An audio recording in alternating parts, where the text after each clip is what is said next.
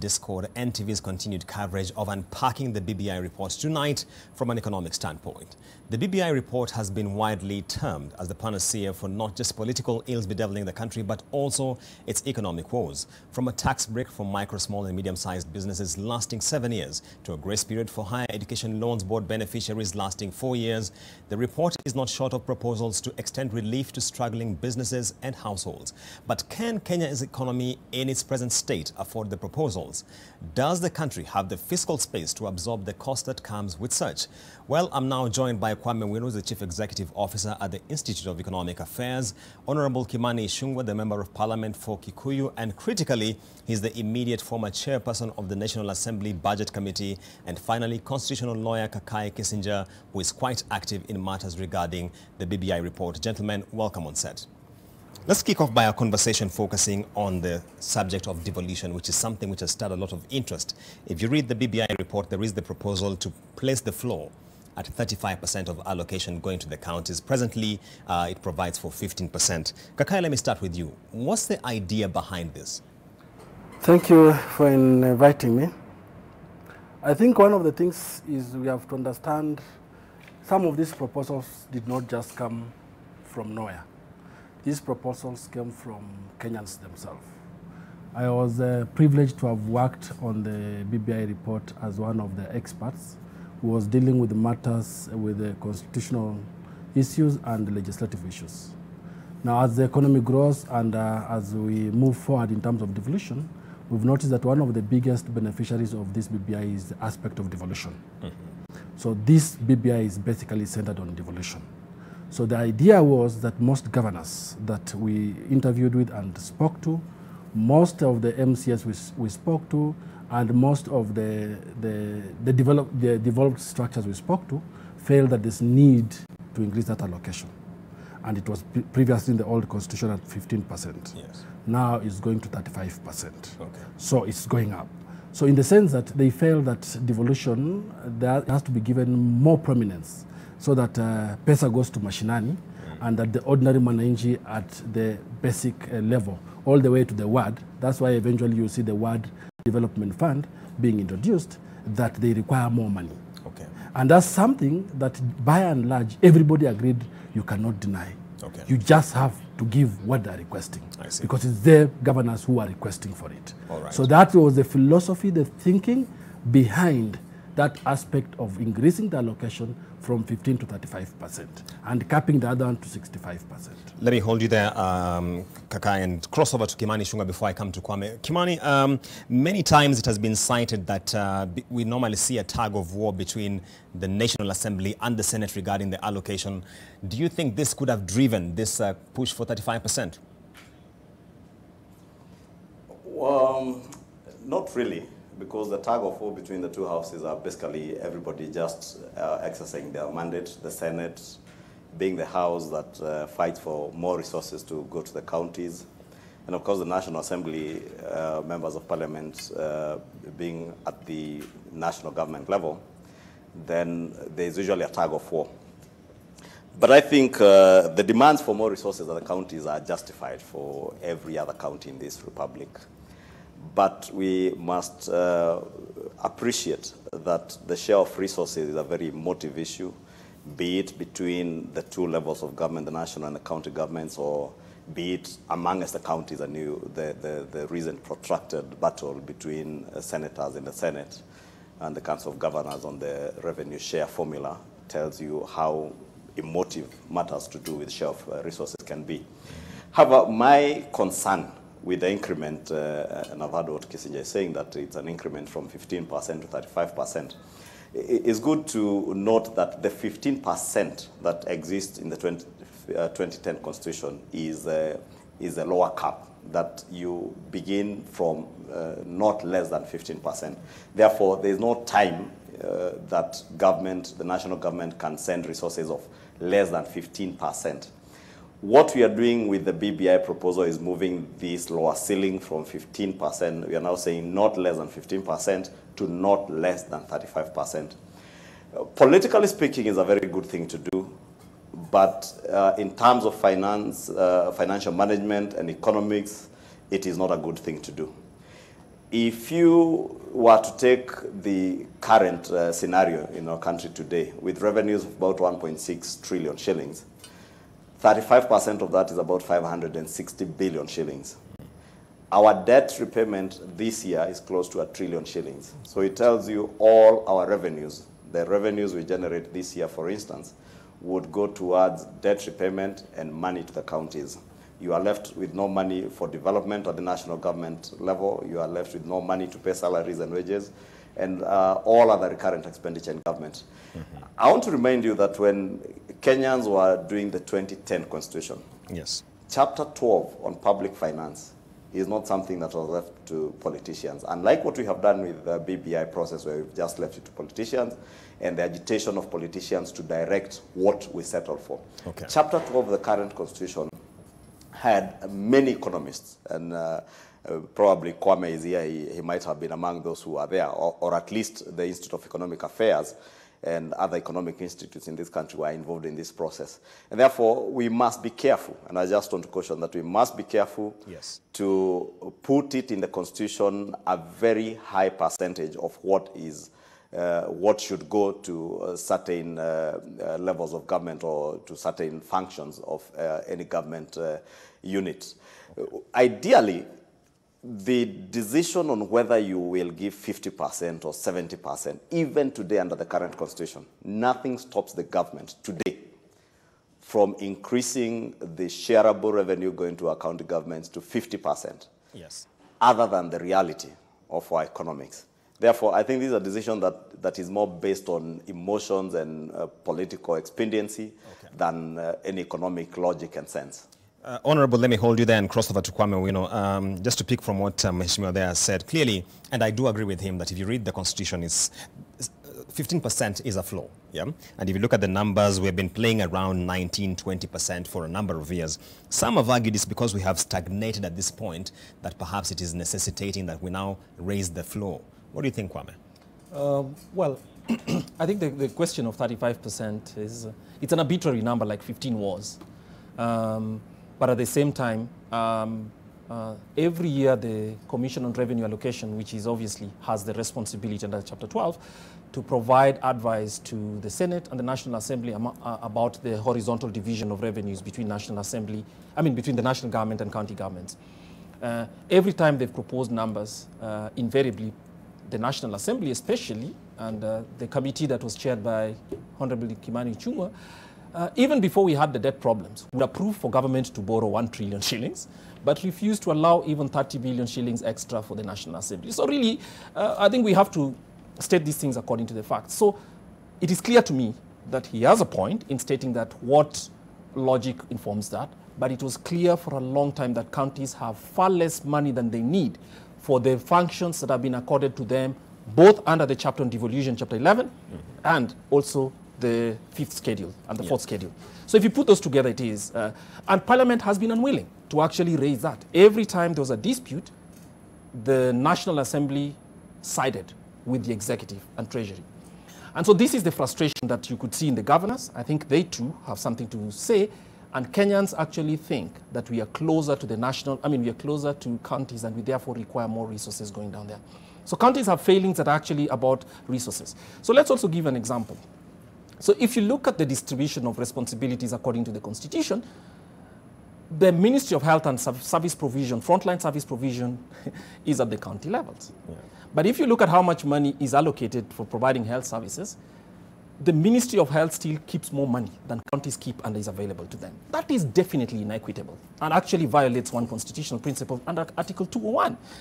But Parliament was unwilling to fix this. So part of what people are doing is, I agree that this cannot be entirely. Part of distribution of resources is economics, part of it is politics. Yeah. The politics that we have, which is this hardline 35%, comes from the failures of the committee that was chaired by Kimani Ichung'wah. So perhaps he should take responsibility as well. But Kwame, just to stay with you and really briefly as a recap, to be fair to the National Assembly, over the years, since 2013-14, when we began this the devolution exercise, we have seen the increment in terms of equitable share over time. And even if you look at it as a ratio of ordinary revenue, there's been a gradual uptick. Granted, there might have been a mismatch between the devolved functions and the resource allocated, but there has been a steady uptick. Okay, let's go to the numbers. In the year 2013, total collections was about slightly less than a trillion shillings in terms of revenues. Spending was a little larger, much larger than that. Between 2013 and 2019, the total borrowing that the public sector has had is equivalent to an additional 5 trillion shillings. Of that money, less than a trillion put together, 2 trillion put together, has gone to counties. Yeah. So obviously what has happened is the national government has gone on a tear with the express permission of the National Assembly especially, gone on a tear, borrowing money left, right, and center. They have the permission. But we are asking counties that because we are giving you an extra 5–6% every year, it has increased. Of course it has. Nobody should doubt that. What I'm talking about here is that if you look at the principles under Article 201, which requires for equitable sharing, the sharing of resources between national government and county governments has not been fair or has not been equitable. In fact, every year there's been delays based on hardline positions on both sides. And I think Parliament was unwilling to come in with clean hands and actually resolve this issue. So Kenyans are trying to solve it politically. Is it the most efficient way? It is not. Yeah. But Parliament must accept responsibility for allowing counties to languish. Kenyans have seen it, and they're trying to resolve it the political way. That's why you seem to be in agreement with Kwame. And, I can't agree more with Mr. Kwame. And there's the reason why I will tell you this, is that this figure, less than 15% to less than 35%, didn't just drop from the sky. Mr. Kwame was one of the experts who was called in by BBI. He participated actively in coming up with these figures from an economic point of view. So that's why I'm saying I totally agree with him. And the basis and the philosophy of devolution is that it's the best thing that happened to Kenya ever since 2010. Yeah. And if there are cries that the money is not enough, and he has given very practical examples why it was felt the money is not enough, then you need to solve that problem. We will have another discussion maybe later on whether we can afford to feed that bill, but I'm telling you the most successful aspect of 2010 Constitution is devolution. Nobody wanted to touch devolution. Yeah. If you can fix devolution, give it more money, pesa ziende mashinani, Kenyans can see what it's doing on devolution. That's the biggest gain of 2010 Constitution. And I actually thank Kwame because he has clarified very well, because he was one of the experts. Yeah. Probably even that 35, less than 35% must have. I didn't mention the number. You didn't mention the number. All right, let me cross over to Honorable Kimani Ichung'wah. Of course, I'm sure, Honorable, you want to respond to some of the things Kwame has raised regarding the role that Parliament has played in getting us to this position as far as the allocation to counties is concerned. First, let me say this. It's good that Kwame is indeed conceding that the figure of 35% is just an arbitrary figure, just like the 15% was an arbitrary figure, and really not based on actual cost of functions.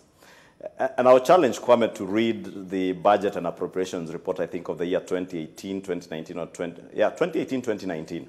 And consistently, when the budget report of the 2019, 2020 financial year, we, as a budget committee of the National Assembly, did emphasize on the need to base the share of revenue based on the functions that have been devolved to the county governments. And I think these are questions either the Commission for Revenue Allocation or the National Executive has not been very keen on. It is only Parliament, by the way, out of the three arms of government, that has been able to cost its functions. And Parliament today can tell you how much it costs to maintain one member of Parliament, one senator, per year or even per month. They will be able to tell you that from the legislature. If you ask anybody in the executive how much it costs to run a health center or a national referral hospital per capita, they will not be able to tell you. Same thing with the county function, all other county functions that have been devoted to the county governments. Okay. And therefore, we did emphasize that if we are to have a scientific way of being able to determine how much actually is enough, because remember, there is no time that we will all say that we have enough and adequate resources to meet all our needs. Always, our needs are more than the available resources. Okay. Therefore, the only right way to do it is to be able to cost functions, get to know how much will it cost to run healthcare, for instance. Yes. How much will it cost to provide water to each and every household in a particular county. So that even as a Commission of Revenue Allocation and the Council of Governors and the Senators fight for additional resources to the county governments, you are basing it on actual empirical data. That today does not exist. Okay. Nobody can tell you how much it costs to get households connected or get households to access medical health care. And therefore, the arbitrariness of determining and putting it in our constitution is what I said we must be cautious. It is good to be emotional, it's good to be politically expedient by even allocating 45% or 50%, but if we remember, if we put it in the constitution, it has to be that 35%. Okay. And therefore, what we will experience with time is that next year, for instance, were these proposals to pass as they are, the government will have no choice but from the word go to apportion 35% of whatever revenue they have raised in maybe the year 1920, because probably we'll have adopted the accounts for 1920 or 1819, and allocate that money to the counties. Okay. What is left then is wealth then that you must offer other services to Kenyans for. Yes. At the national government level, CFS, the Consolidated Fund Services, which take precedence over every other expense, with debt repayments and interest repayments, take precedence. Therefore, what eventually will happen is that because you'll have cobbled up all your resources, we will end up borrowing more. And Kwame will be there accusing the current chair, again, of the Budget and Appropriations Committee in the National Assembly, of approving further borrowing.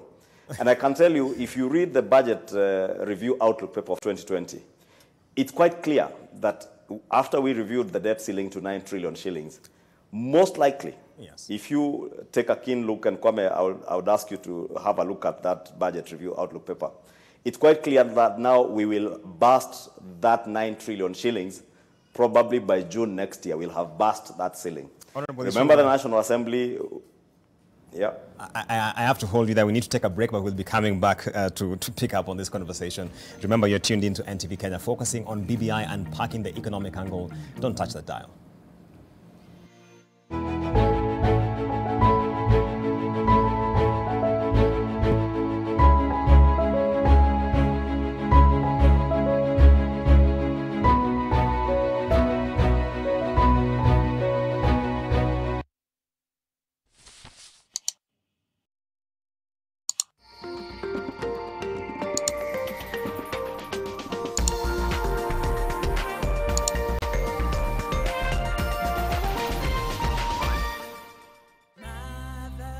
I could have soft and glowing skin. New Geisha Black Soap with activated charcoal to give you soft and glowing skin. New Geisha Black Soap and New Geisha Moringa. For a better tomorrow, don't forget to do the 1, 2, 3 with Colgate every night.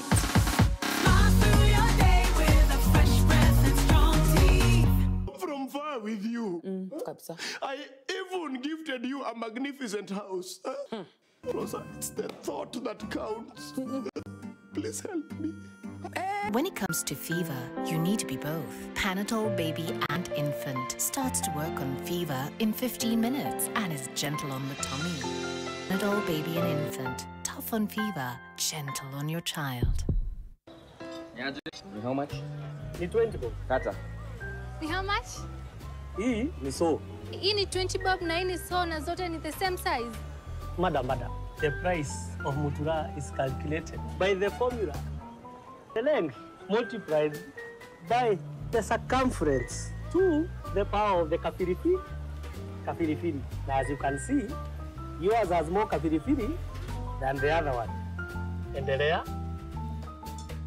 While other networks discriminate, sisi hatubagui, tuna serve everybody. Get to Tubonge 10 and enjoy 100 minutes Airtel to Airtel. Upgrade to Tubonge Plus 20 to get 100 free minutes Airtel to Airtel, plus 10 additional minutes to all networks. Dial *544#. Not just for a few, but for every one of you. Airtel, the honest network. Avoid the crowds and use your card. Pay with your Absa debit card at any point of sale. Or better yet, shop online. Stay safe. To help fight the spread of coronavirus, learn Lifebuoy's hand washing habits. Wash hands with soap or use an alcohol-based hand sanitizer. Together, let's help fight the spread of coronavirus in Kenya. Maisha Mabati Tips, made out of aluminium and zinc to last longer than any other mabati. Affordable and value for money. Most preferred and favorite mabati. Used in both housing and projects. KEBS certified. The new Maisha Aluzinc Mabati from Maisha Mabati Limited. For the first time in Kenya, a roofing product that combines aesthetics with proven resilience. Its unique combination of aluminium and zinc gives it a 5 times longer lifespan than normal mabati.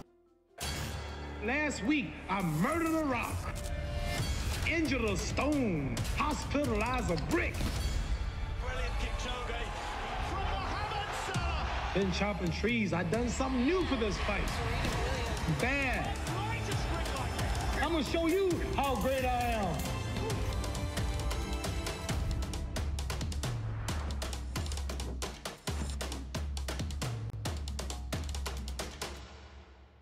In Kenya, 1 in 2 children suffer from cavities. Brushing with Pepsodent removes bacteria and repairs tiny holes before they become cavities. Because every smile matters.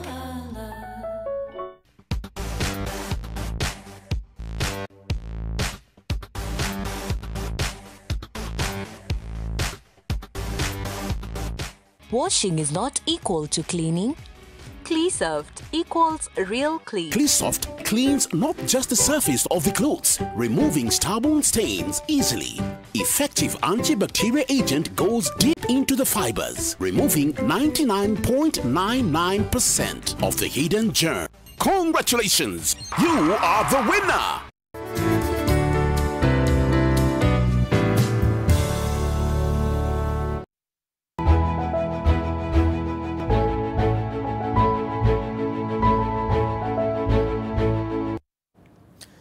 Welcome back to this special edition of Bridges and Discord, where we are unpacking the BBI report and tonight what it means from an economic implication standpoint. And of course on set I have Honorable Kimani Ichung'wah, MP for Kikuyu.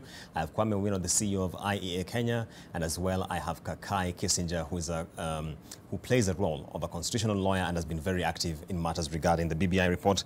Before the break, we were delving into the subject of the 35% prescription of floor allocation to counties. Very quickly, to wrap up that conversation and jump on something else. One of the recurrent challenges which has plagued counties is the inadequacy of on-source revenue. I think the best performance that has been registered is about 70%, and that was in the financial year 2018-19. And perhaps many have argued this could be the reason why there's a prescription that let's bump up the floor allocation to 35%. Treasury went as far as in 2017 prescribing a policy to help counties mobilize on-source revenue. Let me just start with you, Kwame, very quickly. Do you think this could be the factor underlying this?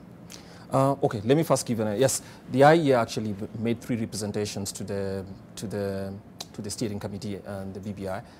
We were asked about what would be sufficient. Our view was that 15% seemed too low based on our budget analysis, program budget analysis every year. Counties don't have sufficient money to actually be able to do that. In addition to the fact that they actually don't receive 15% because it's usually 2 years back of audits. So we said that the best person, the best institution, the best organization to actually answer that question would be the CRA, because they have that responsibility. Our view was 15 was too low. We did not commit to 35. So I think we need to clarify that. But yes, I think one of the things that happened is most counties don't have, you see, the Constitution has provided revenue basis and said that VAT, income tax, excise tax, and import duties, which are the biggest taxes in Kenya because they cover the whole economy, are actually the domain of national government. Yeah. That's where most of the money will come from for most countries at our income level. It means even if counties build a capacity for their own source revenue, Nairobi, Mombasa, Nakuru, Eldoret, Kisumu, and probably Machakos have other revenue bases.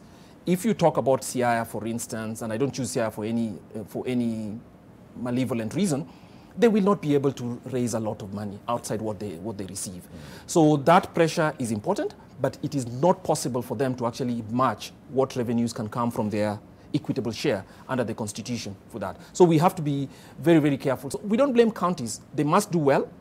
Some of them have not built systems, but some of them don't have the revenue base. Because if you have a largely rural area, you're not going to charge anybody for water. You're not going to charge anybody for parking spaces, or even property, because most property are farms and people's own farms. So Nairobi is in a different position from, say, Siaya, and for that reason, I think this discussion should reflect that. So I think that's part of the reason why many people are backing up the idea that counties need more money. We can agree that counties need more money. 35% might or might not be a lot, but we can agree that counties need more money. And one of the ways to resolve this is simply to ask the KRA to give us a study. They are capable of doing it, and they'll resolve this question one way or the other. Okay. But definitely 15 is too little. Let me cross over to Honorable Kimani Ichung'wah, and why I'm doing this is because oftentimes Parliament has been put on the spot, because if you look at what the Constitution ascribes to counties to be able to mobilize on-source revenue, one of them is entertainment tax. But if you look at something like betting, for example, it is within the domain of the national government, yet still it would fall within the ambit of the county's entertainment tax. So do you feel that the argument of on-source revenue necessitating this bump up to a floor of 35% holds water for you, Honorable? I think it does, because unless we encourage our counties to be more creative and innovative in terms of being able to generate more resources, then we will always come back to the center, and the fight will never end. Even the 35 or 40% will still not be enough, because demands will be there. And I must thank Kwame for first coming back to clarify on the 35%. That it's really not based on any empirical data or anything. And I want to go back to the point that I made earlier, that unless we're able to cost functions that are in the county governments and be able to apportion revenues based on actual functions in the counties and those in the national government. And also maybe just go back to Article 201 of the Constitution, and Kwame had alluded to it. And 201B, other than 201B, other than just promoting an equitable society, and in particular saying that the revenue raised nationally shall be shared equitably. 3 says that expenditure shall promote the equitable development of the country, including by making special provision for marginalized groups and areas. And that's where now we will start getting into a problem. Because if we are left without resources at the national government level to be able to even push expenditure at the national government level to bring up marginalized areas at par with areas like Kwame mentions, Nakuru, Mombasa, Nairobi, Kisumu, then it therefore means that there are areas that will remain rural and will never be able to generate their own source revenue.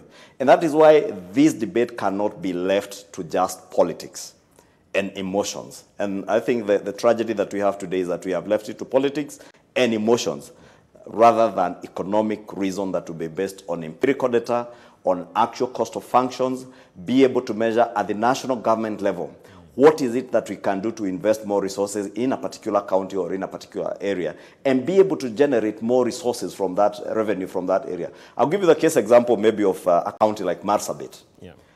I think it was in the Daily Nation 2 months ago, the people of Isiolo Marsabit saying that for the first time after Mwai Kibaki built the highway going all the way to Moyale, they felt a part of Kenya. That highway did not just make the people of Marsabit and Moyale feel a part of Kenya. It opened up a new revenue stream with the border point that KRA had now to go and open up a fully fledged KRA office, I think in Moyale or somewhere there along the Ethiopian border. There are other areas in Turkana, for instance, where we have resources that we can exploit, the water resource in Turkana, the oil resource in Turkana, the wind power resource in Marsabit, the solar power in Garissa, Wajir, Mandera. All these are resources that if we invested more national resources in those areas, we'll be able to generate more revenue and be able to move more investments from Nakuru, Kisumu, Nairobi, Mombasa, maybe to Mandera, maybe to Lokichogi or Lodwar.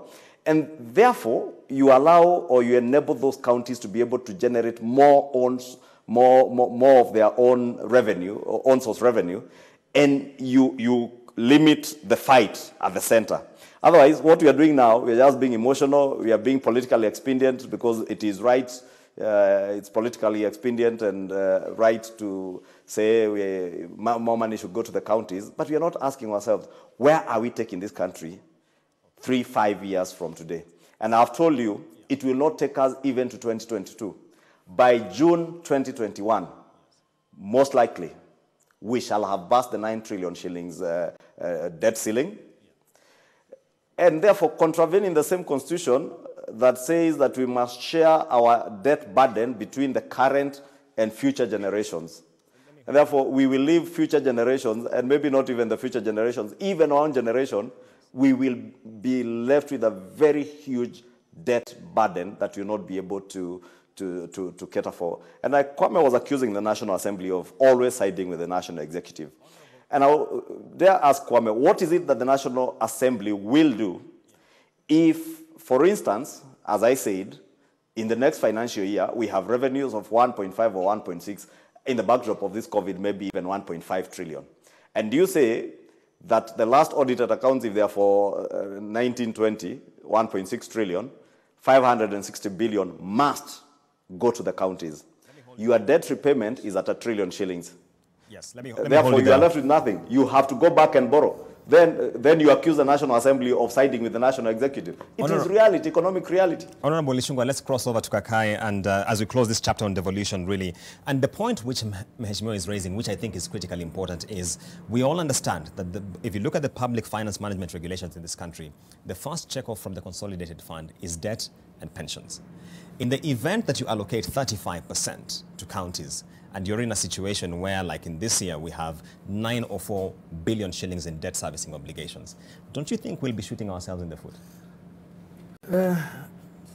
I don't know how to answer that question, but I'll think that this takes us back to the principle of democracy. That whatever form or method of democracy a country decides to take on, it must be capable of dealing with the issue of managing that democracy. Kenyans chose 2010 constitution. Kenyans chose to go the devolution way. I think what Honorable Ichungwa is failing to appreciate is that we should not judge ourselves so harshly, because most countries, if you look and audit around the world that have done well in terms of devolution, and right now are able to generate their own income per county, what Mr. Kwame was talking about, are countries that have been in devolution for a long time. Yes. We need to understand that fact. So it is not true that counties are not doing much to raise their own revenue. We are on a growth as a country.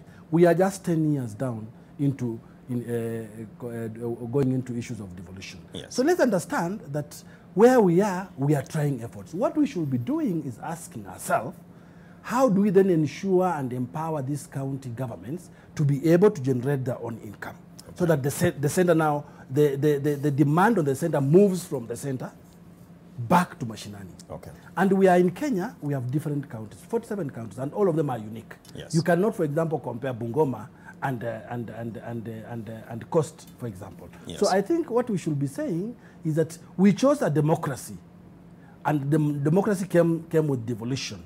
And devolution comes to the expense of funds, and you must make it work. Okay. So we must deal with what we have, make it work, and do our best in terms of doing what. But there are other ways and means of us ensuring that we cut down on resources. We cut down on issues of corruption, for example. We do proper taxation, yes, ensure that the tax bracket is well done, because very few people in this country are managing to pay taxes. What are we doing with the ordinary Juakali people in terms of tax and taxes there? Yeah. Can this then be done properly, harmonized in a way that it generates income?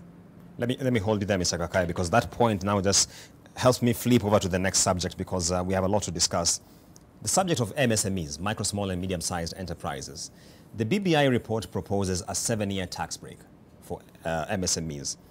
First of all is that you're talking about widening the tax net. But here again, you're talking about now ensuring that we give the MSMEs that 7-year tax break. How does this play out? Because for me, it looks a bit contradicting. Considering in January 2021, we're supposed to be having a minimum tax, which even taxes loss-making companies. You need to read the BBI report in holistic, so that you don't read it in isolation. Because the moment you read in isolation that aspect alone, then you miss the point. I think when you look at how BBI came up with the structure of economic, or how the economics work in BBI, there were some initiatives that were put in. For example, the issue that you are talking about. Secondly, the issue of the 7-year break for students. what, for example, students were saying, that you finish university, you are already paying taxes, and therefore you cannot even get jobs. Then, before you know it, you have been listed with CRB, and you can now not. But the youth is growing very big.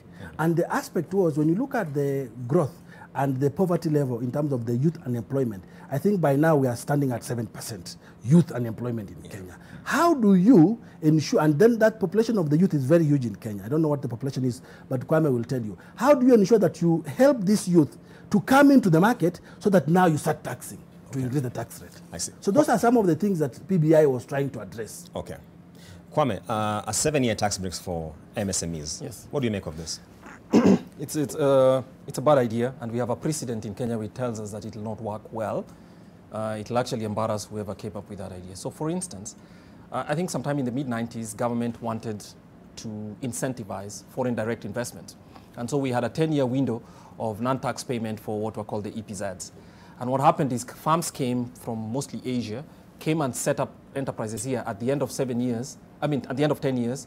They left for a month and then came back and re-established another one. So it becomes a transition that never ends, and it just loses. It's a bad way to design. Now, we understand what government is trying to do to reduce the burden that businesses have. I think it's a really, really bad thing from an economic standpoint, and I'm glad Honorable Ichung'wa is reminding us this. To actually do some of these things will look politically sensitive, but actually a very bad economics policy. So, for instance, there's no reason why we should think that a business run by a young person requires a better operating environment than that's required by somebody who's just 1 year older than he or her. What government should do is, what do we need to do to make the business environment good enough and competitive for all? Because that kind of discrimination, I'm not even sure whether it will pass the test of constitutional test in terms of discrimination based on age.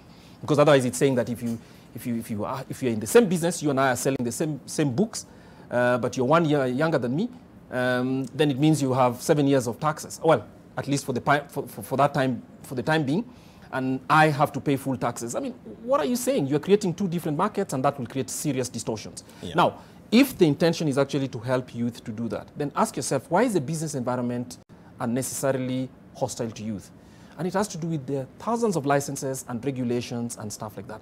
So maybe you can say for startups or businesses that are necessarily starting afresh, we can actually have certain waivers. But a 7-year tax holiday is too much. Doesn't fly. It won't fly. It will be a distortionary. And then the final one about Higher Education Loans Board. I know, because I've looked at the law, and because we work with my colleagues who owe obligations to the Higher Education Loans Board.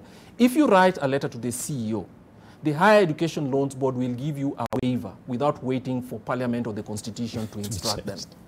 So this idea that you say that when somebody leaves, they already require, you only need to write a waiver. And a university student can write a letter. Why don't they write letters? So why are we putting in the Constitution and laws things that you expect any educated person to be able to do for themselves by saying, I graduated in May of this year. There's been COVID. Yeah. I don't have a job yet. They will give you a waiver and ask you to report when your situation changes. That's a letter. Why do we need it in the law? Kwame, let me hold you there, because I'll be coming back to the help subject much later on.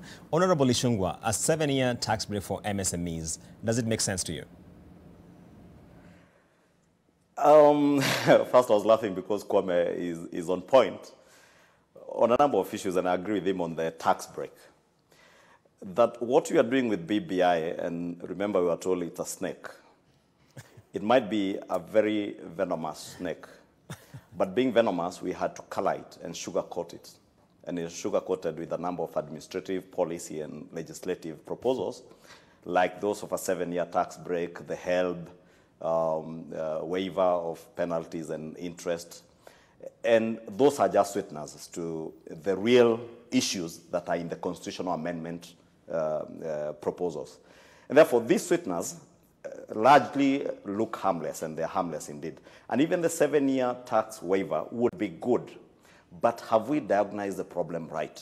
And I'll tell you, we haven't. I agree with Kwame that some of the challenges that the young people experience in this country are not to do with taxes.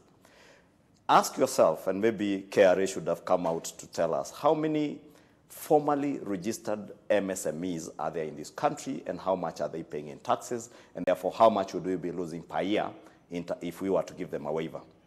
A majority of young Kenyans young people who you are targeting with this proposal have no registered businesses. They are in the informal businesses that are not registered and that are not even paying taxes. Yeah. Therefore, it's just something, as I say, it's a sweetener to sugarcoat the other venomous proposals that are there in the constitutional reforms that are envisaged by BBI. And a misdiagnosis of a problem, as Kwame says, because even with help, not just writing a letter today, there is absolutely nothing that stops the president today or even the Minister of Education, the CS in charge of education, from effecting such a waiver today. Yes. Absolutely nothing. They can even gazette, by way of a gazette notice or regulations, they can do it. Okay. Same thing with the tax waiver. It can be done. It doesn't have to be in BBI. But let me say, as I said, being a misdiagnosis of a problem, what is it that we are doing to ensure that those young, vulnerable Kenyans are able to access probably funds for capital to start up those businesses? We will do a tax waiver, and as Kwame tells you, the beneficiaries will not be the targeted groups. The startup companies today that we have are the startup companies that were involved in the KEMSA COVID haste. Remember, about 60% of the COVID KEMSA haste companies were newly registered companies. Yeah. So you are telling people, go steal from government at KEMSA, then we'll give you a tax waiver on the money that you have stolen. After having sold masks and PPE kits that were worth 3,000 shillings for 9,000 shillings, masks that were worth 250 shillings, selling them for 700 shillings, then those privileged few then get a tax waiver. And yes, that is what is going to happen. Okay. It will not help the targeted group. The targeted group, we need to diagnose what the real problem is. Okay. One is access to credit.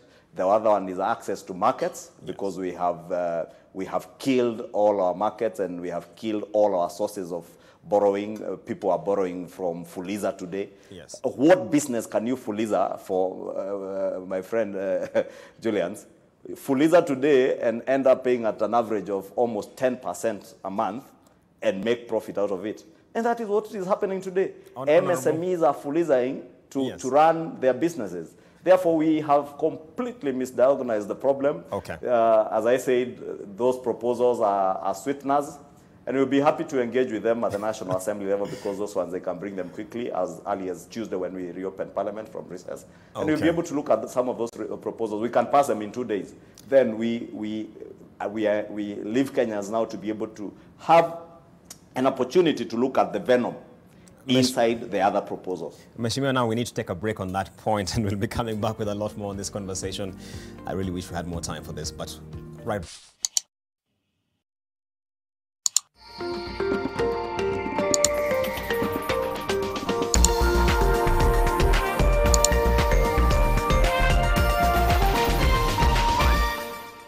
Do more to protect yourself and family from viruses that remain on the clothes. Separate laundry that has been exposed and do not shake to minimize the possibility of dispersing the virus through the air. Soaking your laundry in water and hand washing powder does more to kill germs than just a normal wash. After washing, dry your clothes in direct sunlight. They say we do the expected. We say we're more than you expect. Sunlight, more than you expect. Maji mdosi wangu ametupa simu yangu ndani ya maji. Mdosi wako kwa sawa. Venye Nkirota ameniambia ajui na akimpigia simu ashiki. Hi, guy, what the?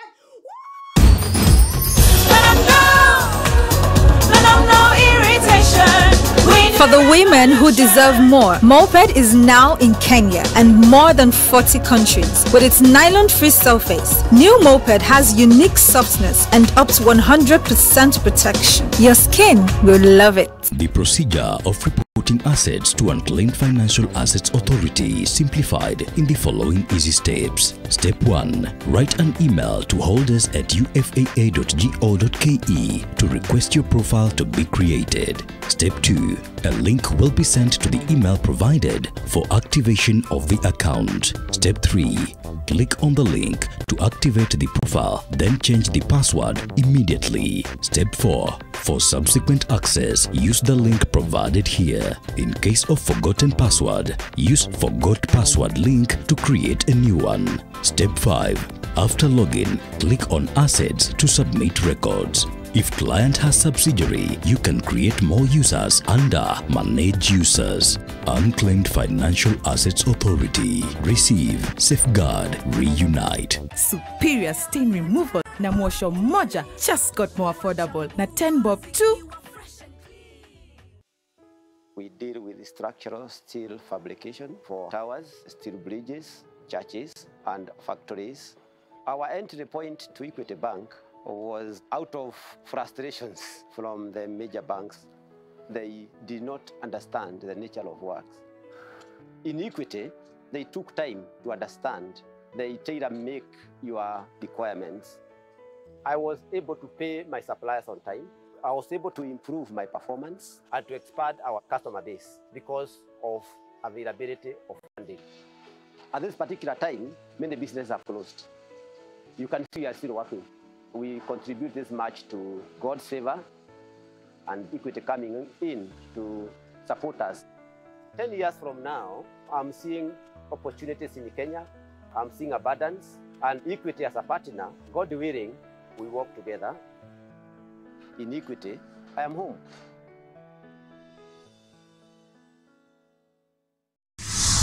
How much bacteria can be killed with Clean Stuff washing powder?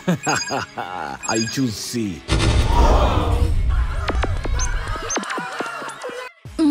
I choose D. Please think carefully or you'll be caught by the dinosaur. Washing is not equal to cleaning. Clean-Soft equals real clean. That's why Clean-Soft cleans not just the surface of the clothes, removing stubborn stains easily. Effective antibacterial agent goes deep into the fibers, removing 99.99% of the hidden germs. I choose D. Congratulations! You are the winner! In Kenya, 1 in 2 children suffer from cavities.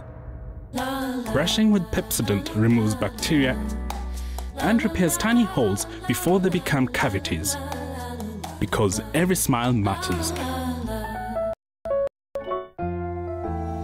We all are looking for products to protect ourselves from viruses, but not all products protect us. Did you know that using Dettol soap and water protects against viruses? Many viruses are surrounded by an envelope with receptors that enable them to enter a human cell and cause infection. Dettol soap destroys the outer layer of the virus and effectively removes it. Protect your family from the spread of viruses with Dettol. Dettol cleans and is now tested and proven to be effective against COVID-19 virus. This has been Medivax for Dettol. The Dettol range is available on Jumia. Shop safely and conveniently today.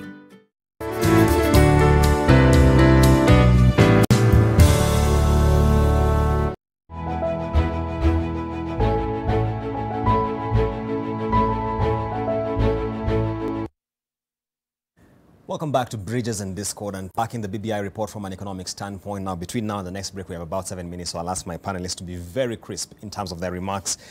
We have covered the devolution question, we've covered the MSME question. Let's talk about the implications this has by way of the wage bill, and can we really afford this? When you talk about creating offices of the Prime Minister, the Deputy Prime Minister, and 2 of them for that matter, already Kenya's wage bill is on a very unsustainable path. If you look at a figure of about 700B and what that means for your GDP ratio as well as your ordinary revenue ratio, clearly out of every 100 shillings you're raising, about 50 shillings is going to service the wage bill. Kakai, you were sitting in this BBI drafting team. Are you worried about what this implies for the wage bill? I began by saying that democracy is expensive, and whatever format or form of democracy that Kenyans decide, because it's Kenyans who decided this thing, whatever they decide is they have to deal with the consequence of the wage bill. So the answer is, will the wage bill be high? Yes, it will be high. The other thing that we need to be finding or asking ourselves is, how then do we cut that wage bill, or how do we ensure that we are able to implement this report? And there are only 3 or 4 things that come to my mind. One, there has to be efficient tax management system. Yeah. So our tax system must be managed very well, and tax must be paid and collected and all that. Number 2, you must expand your tax break base. Find out this Juakali sector, why are they not paying tax? Bring them on board, let them raise tax to help us manage that. Number 3, the fight of corruption. Yeah. You must have seal all the loopholes in terms of fighting of corruption, and seal that thing and avoid government wastage. That is the only way you will be able to manage this thing in terms of management of devolution and BBI. Okay. Crossing over to Honorable Kimani Ichung'wah, in terms of what this means for the country's wage bill and largely the affordability of it, very briefly, what do you think about this, Honorable? I was in a TV debate with lawyer Paul Mwangi, one of the joint secretaries of the BBI team.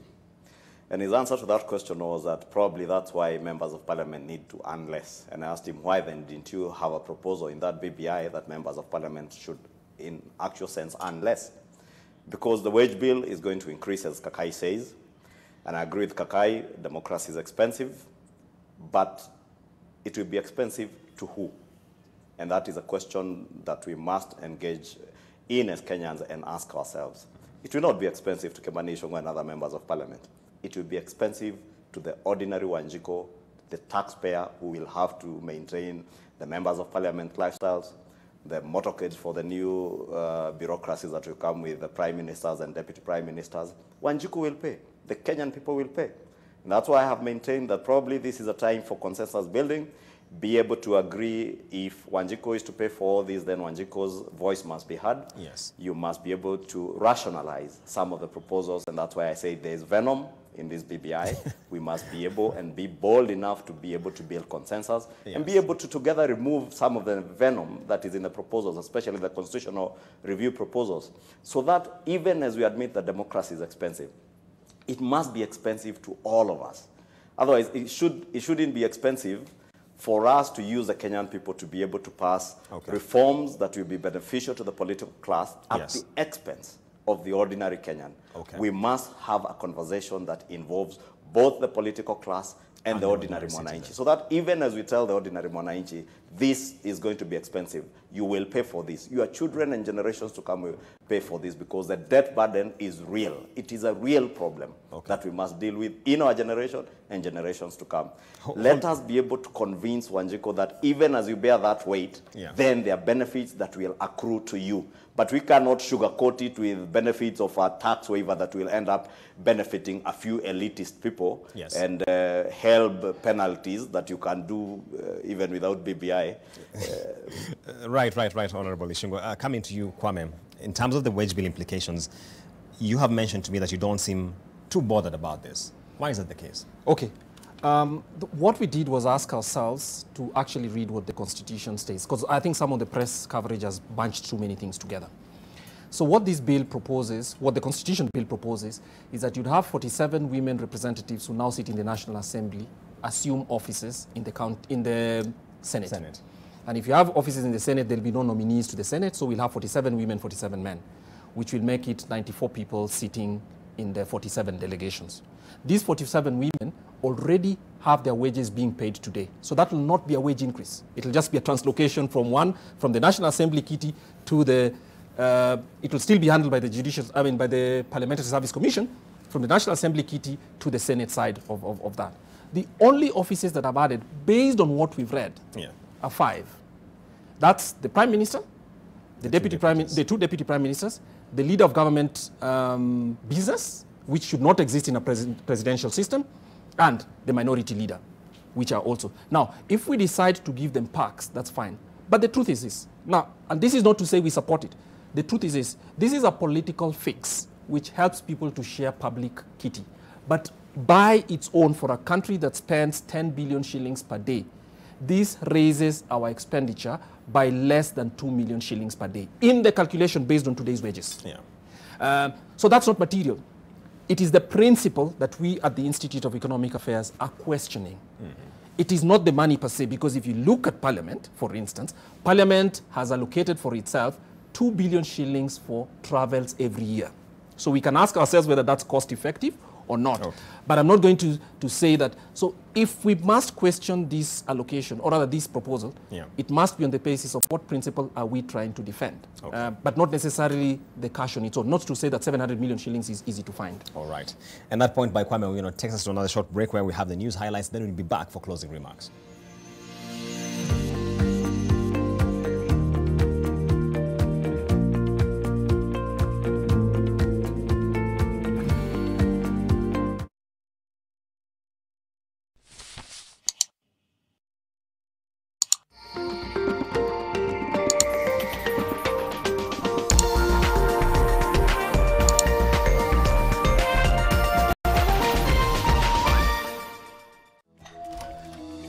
Helen Paul. Hello, madam. Would you like to join us on this mission? Yes, but how? Just one question for you. How do you keep your toilet clean? I use regular detergent and bleach for washing and removing yellow stains. I've been using it for years. Oh, madam, the regular detergents and bleach are used for washing clothes. To disinfect your toilet properly, you need Harpic 10X. It is specially made for germs and stains removal. Harpic's thick formula settles on stains and gives 10 times better cleaning compared to regular detergents and bleach. Wow, now I'm convinced, Helen Paul. Really? Yeah. Now that she's part of the mission, the next house is yours.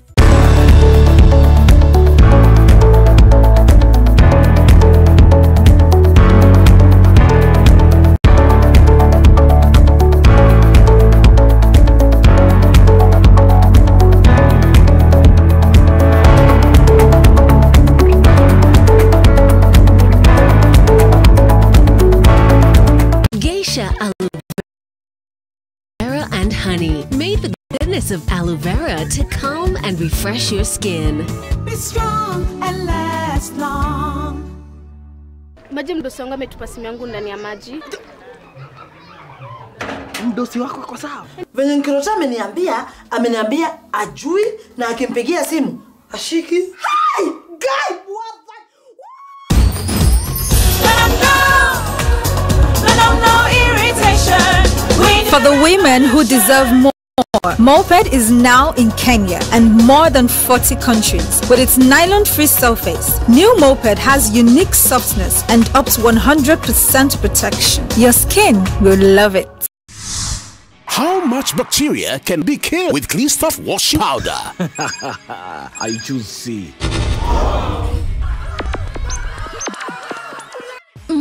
I choose D. Please think carefully or you'll be caught by the dinosaur. Washing is not equal to cleaning. CleanSoft equals real clean. That's why CleanSoft cleans not just the surface of the clothes, removing stubborn stains easily. Effective antibacterial agent goes deep into the fibers, removing 99.99% of the hidden germs. I choose D. Congratulations! You are the winner! In Kenya, 1 in 2 children suffer from cavities. Brushing with Pepsodent removes bacteria and repairs tiny holes before they become cavities. Because every smile matters. Lifebuoy is the world's first to report its sanitizers over 99.9% effective against the COVID-19 coronavirus. Keep using Lifebuoy or any sanitizer with at least 60% alcohol. Stay safe. Miaka 20 safari ilianza ya kutuunganisha kama Wakenya. Twende tukiuke, twende tukiuke. Let's go beyond, let's go beyond. Let's go beyond. Mimi na wewe tukibuni kazi nzuri ya kujivunia. Let's go beyond, let's go beyond. Kwa juhudi na matumaini twaelekea kesho pamoja. Twende tukiuke, twende tukiuke. Safaricom. I wish I could have soft and glowing skin. New Geisha Black Soap with activated charcoal to give you soft and glowing skin. New Geisha Black Soap and new Geisha Moringa. This is NTV.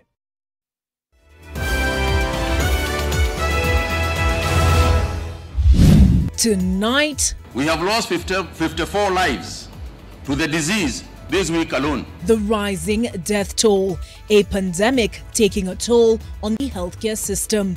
A tall order lies ahead. They will not be able to accept you kwa sababu the beds set aside for COVID are already full. We are essentially in some sort of second wave But CS Mutahi Kagwe fails to urge politicians not to call for rallies, instead lays burden on Wananchi. Plus, another teacher succumbs to COVID-19 and the tutors say this is lesson enough. How many teachers should be confirmed coronavirus positive so that the government can rise up? As the president of this country, consider closing down schools. But prepare for more learners in schools. We are not planning for now to shut down because of the COVID. I've not so far seen any reason to worry. Also tonight, an assembly of wrong acts. 24 laws rendered out of order as they were passed without Senate's input. The power of legislation of the Senate as a part of the bicameral legislature was going to be clawed back by the actions of the National Assembly. And the Breaking Bridges in the Building Bridges initiative. We are aware of the people who are working behind the scenes to make consensus impossible and want to tell the president to ignore those hardliners. Musalia Mudavadi joins legislators who have refused to approve BBI proposals as is, even as Raila Odinga fights back at IEBC.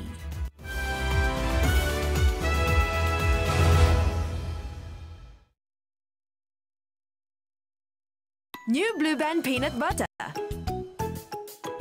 Made with 100% pure peanuts. And a good source of omega-6. Grow healthy and happy kids with New Blue Band peanut butter.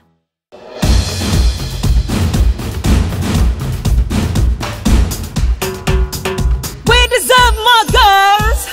Nolly cash, nolly cash, no, no, nolly cash. We need a big change in our lives. Do you think this is a girl? No. Let them know. Let them know irritation. Let them know. Let them know irritation. We need a For the women who deserve more, Moped is now in Kenya and more than 40 countries. With its nylon-free surface, new Moped has unique softness and up to 100% protection. Your skin will love it. Do more to protect yourself and family from viruses that remain on the clothes. Separate laundry that has been exposed and do not shake to minimize the possibility of dispersing the virus through the air. Soaking your laundry in water and hand washing powder does more to kill germs than just a normal wash. After washing, dry your clothes in direct sunlight. They say we do the expected. We say we're more than you expect. Sunlight, more than you expect. Niaje? Ni how much? Ni 20 bob. Kata. Ni how much? Hii ni so. Hii ni 20 bob na hii ni so na zote ni the same size. Madam, the price of mutura is calculated by the formula. The length multiplied by the circumference to the power of the kafirifiri. Now, as you can see, yours has more kafirifiri than the other one. Endelea. While other networks discriminate, sisi hatubagui, tuna serve everybody. Get to Bonge 10 and enjoy 100 minutes Airtel to Airtel. Upgrade to Tubonge Plus 20 to get 100 free minutes Airtel to Airtel, plus 10 additional minutes to all networks. Dial *544#. Not just for a few, but for every one of you. Airtel, the honest network. Last week, I murdered a rock, injured a stone, hospitalized a brick. Brilliant Kipchoge. From Mohamed Salah. Been chopping trees. I done something new for this fight. Bad. I'm gonna show you how great I am.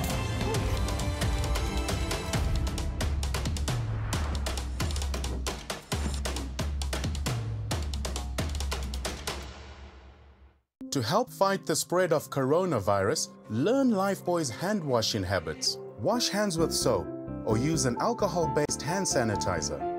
Together, let's help fight the spread of coronavirus in Kenya. Blue Band margarine. New look, same great taste.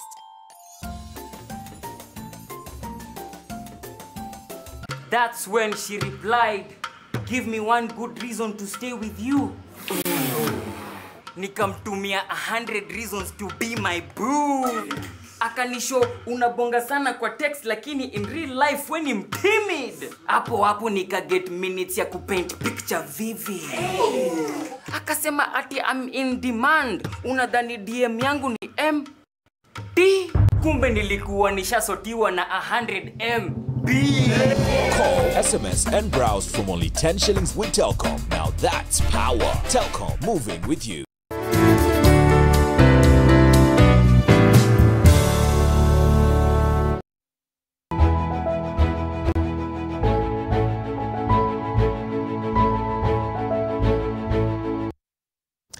Welcome back to the tail end of this conversation on bridges and discord, where we are unpacking the BBI report tonight from an economic standpoint. And gentlemen, we have only about 8 minutes, so let me reverse what I intended to do. Let me start with closing remarks, and I'll take feedback from online so that I don't leave any of you disenfranchised. Let me just start with you, Kakai.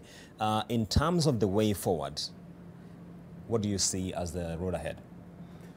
I think in terms of the way forward, in terms of the BBI document or BBI report that the conversation is out there, I see this document being subjected to a constitutional referendum because it must comply with the Article 255, 256 and 257 of the Constitution. So I see therefore a referendum definitely inevitable, and then it will be subjected to Kenyans to discuss whether it's a yes or a no. Okay. Because the questions or the report itself touches on those things that must then pass through a referendum, like the Bill of Rights and so forth and so on. So definitely I see that route going forward. Okay. But most important, I think it's important that Kenyans read this document. I think BBI is trying the much they can to dissect this document into a reader-friendly, in terms of an abridged version, into Swahili as well. Yeah. So Kenyans should read, internalize the document, and let the conversation go on. And the rest, leave it to the political nature, because BBI, not only is it a legal document, but there's a political aspect to it.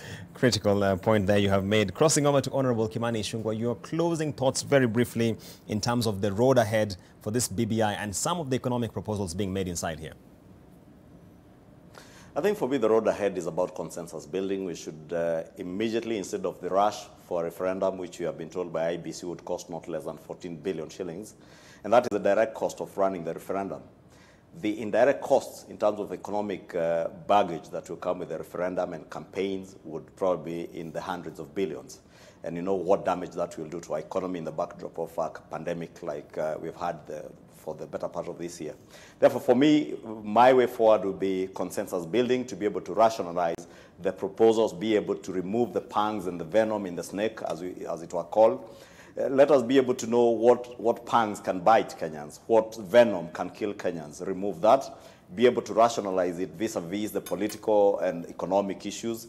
And we come up with a document that will be largely be acceptable to a majority of Kenyans. And we can pass it in a day if it is agreed on. Otherwise, if we want hardliner positions, if we want to chest thump, as I have seen those who are saying they will immediately commence collection of signatures. Last time they collected rats, fish, and monkeys that they drew on papers. I hope this time around they will not be able to do that. Let them spend that time to be able to build consensus and rationalize this document. Many thanks for those thoughts, Honorable. Crossing over to but also warn Kenyans. Let me allow me to just warn Kenyans that we should also be careful of the sweeteners that are in this document that have really nothing to do with constitutional reform. Issues that are administrative, legislative, and policy reform issues that are, let us go down to the constitutional issues. Okay. And that is where the venom is. All right. Kwame, your closing thoughts? Well, Article 201D of the Constitution states that public money should be spent in ways that are prudent. And if we go by a referendum, one of the ways of ensuring that that would be prudent expenditure, if it brings to the fore real questions that Kenyans need to resolve, and on which, as Honorable Ichung'wah says, truly would get us to actually get some a better constitutional order. I see some of the things in the BBI that concern me is actually re-centralizing public sector, which means trying to take back the independence that other arms of government has had. I'm particularly concerned about the judiciary because Parliament has budget-making powers that it has not used. It allows the executive to borrow as much as it wants to, and then uses that as an excuse not to give counties more money.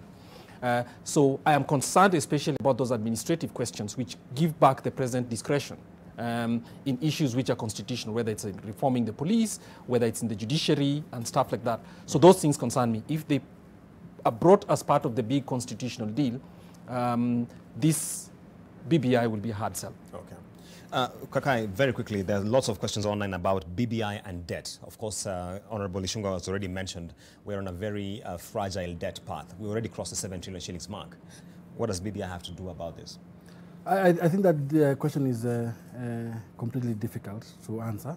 And I will just still go back to my default answer, that, and I repeat again, democracy is expensive. And once democracy is expensive and Kenyans want this kind of a thing, then you must be willing to deal with those issues in a way that is manageable. So that's the best one can do, because this document is not about one individual. Yeah. This document is about Kenyans wanting it. And Kenyans, the mere fact that Kenyans are discussing it, they are aware about what you are saying in terms of debts. They are aware that it's expensive, but they're discussing it. Okay. There's nothing much that one can do. You have to deal with it the way it is. Okay. Honorable Ishunga, if you can hear me, BBI and debt in 1 minute. What are your thoughts? That's what I'm saying. Within the consensus building, we should be able to look at some of these issues that the team, and you must give, appreciate the kind of team that we had that was looking into this thing.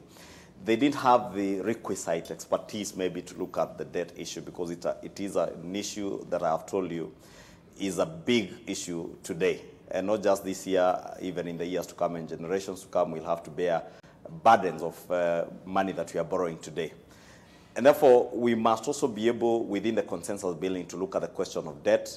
How and when do we borrow, and for what purposes do we borrow? Okay. Kwame, your thoughts on the same? Okay, I think the debt question was not created by BBI, and the people who should take responsibility is actually Parliament for approving every debt adjustment, ceiling adjustment, floor adjustment, ceiling adjustment that Treasury did. It's just that the BBI comes in at that time, so it also makes salient the view that are we going to approve a bill that's going to bankrupt the state? So basically, the financial position of the government in Kenya is something that should concern everybody, whether the BBI passes or not, or whether we even go to a referendum or not. In fact, even if we save the referendum money, which is 14 billion, it does nothing when you're paying 1 trillion shillings every year back to your creditors. So I think the question about how public sector is managed, especially the public finance and how institutions have done, which the Constitution has given us, is a condition for us to audit. And if Parliament was clear with itself, the Treasury and other arms of government, let's ask ourselves, how did we drop the ball regarding public sector debt management? All right. Unfortunately, that point by Kwame Owino takes us to the close of our conversation tonight on Bridges and Discord, where we have been unpacking the BBI report from an economic standpoint. Many thanks to our panelists, Kwame Owino, Kakai Kissinger, and Honorable Kimani Ichung'wah. This conversation continues.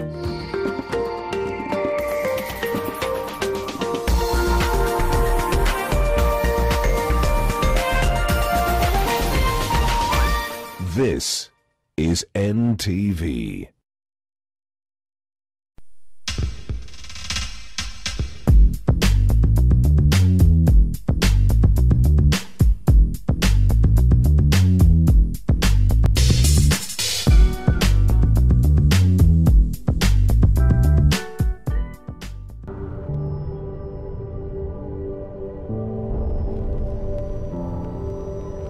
Beat sensitivity pain fast with Sensodyne Rapid Action for clinically proven relief in 60 seconds.